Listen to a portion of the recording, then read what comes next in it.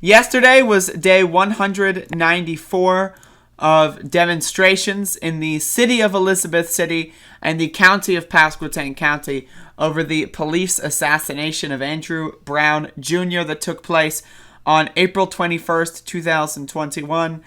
Folks, we've been out here for 194 days. We're getting close to day 200.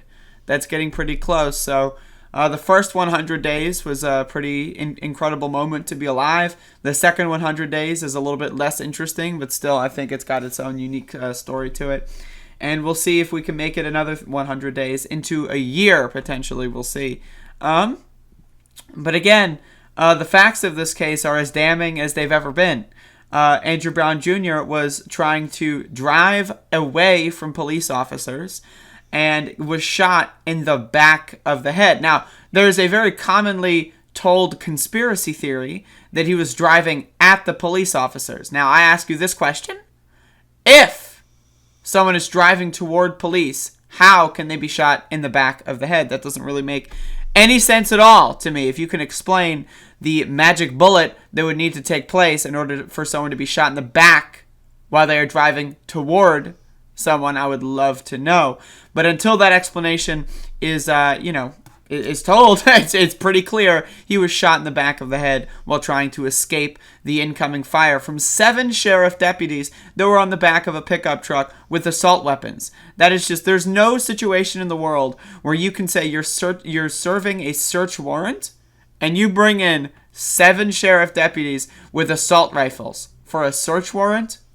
Come on now. Now, my opinion, my postulation is that this was a planned execution. My take on this is that they went in there with the intent to murder Andrew Brown Jr. There's a very bizarre reason that the body camera footage has yet to be released.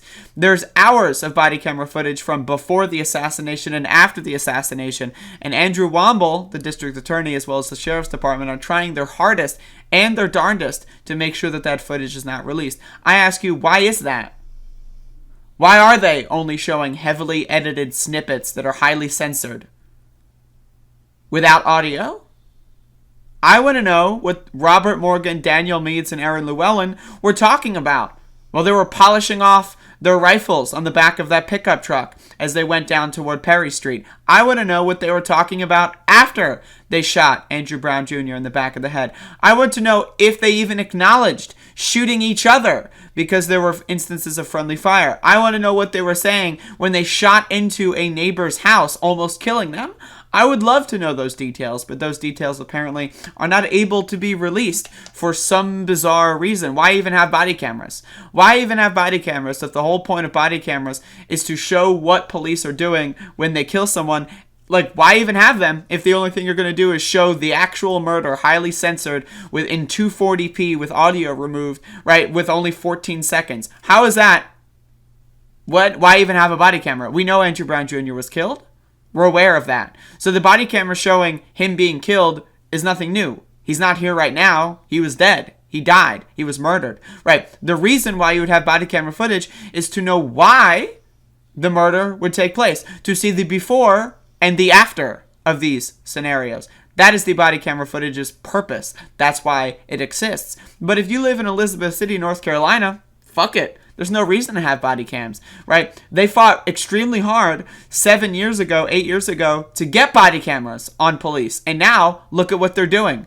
Police have sole custody over these videotapes. That's a problem. What we need is a situation where these things are live streamed. I feel like they would behave a lot differently if police body cameras were live streamed at all times. I feel like their behavior would certainly be a lot different if that were the case. But that's not the case. They have sole custody over these videotapes and they will not release them if it doesn't make them look good. If it makes them look good, they have no problem with putting it out. Look at the situation in Ohio that took place 2 days before Andrew Brown Jr. was assassinated with a 17-year-old girl getting shot because she had a knife, right? Oh, she had a knife. She might have stabbed someone. Therefore, that's fine. We'll release that tape within 12 hours, right?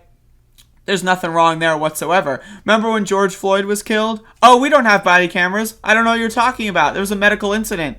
And then in the cell phone video, it shows very clear that these cops have body cameras on. So why did they lie? It's because the body camera showed that they did something wrong. And so they decided to lie to get out of it. It's the same situation here. The body camera shows that they're doing something wrong and they're trying to lie themselves out of it. It's a very clear strategy. We've seen this strategy over and over and over again with police murders and brutality instances.